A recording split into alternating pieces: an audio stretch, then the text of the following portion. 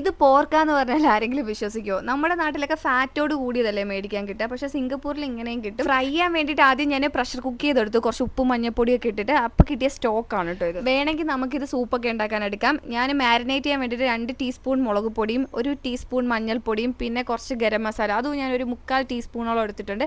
പിന്നെ ഒരു ചെറിയൊരു കിക്ക് കിട്ടാനായിട്ട് ഞാൻ കുറച്ച് കുരുമുളകും പിന്നെ ആവശ്യത്തിന് ഉപ്പും പകുതി നാരങ്ങ എടുത്തിട്ട് ഞാൻ കുറച്ച് നാരങ്ങ നീരും എടുത്തിട്ടുണ്ട്. അത് മൊത്തം പിഴിഞ്ഞില്ല, കുറച്ചേ പിഴിഞ്ഞുള്ളൂ. പിന്നെ പോർക്ക് വേവിച്ചപ്പോൾ കിട്ടിയ വെള്ളമില്ലേ, പോർക്ക് സ്റ്റോക്ക്, അത് ഒഴിച്ചിട്ടാണ് ഞാൻ ഈ പേസ്റ്റ് കണക്കാക്കി എടുത്തത്. പിന്നെ അതുകൂടെ ചേർത്തിട്ട് നമ്മൾ പോർക്ക് നല്ലപോലെ മിക്സ് ചെയ്തെടുത്തിട്ട് കുറച്ച് നേരം ഞാൻ മാരിനേറ്റ് ചെയ്യാൻ വെച്ചു കേട്ടോ ഫ്രിഡ്ജിനകത്ത്, ഒരു 2 മണിക്കൂറൊക്കെ. എന്നിട്ട് പിന്നെ ഞാൻ വെജിറ്റബിൾ ഓയിലാണ് ഇതൊന്ന് ഫ്രൈ ചെയ്തെടുത്തത്. ഷാലോ ഫ്രൈ ചെയ്താണ് ഞാൻ എടുത്തത്. വേണമെങ്കിൽ നമുക്ക് ഡീപ് ഫ്രൈയും ചെയ്യാം. പിന്നെ ഞാൻ ഒത്തിരി ഓയിൽ വേസ്റ്റ് ആക്കണ്ടല്ലോ എന്ന് ഓർത്തിട്ടാണ് ഇങ്ങനെ ഷാലോ ഫ്രൈ ചെയ്തെടുത്തത്.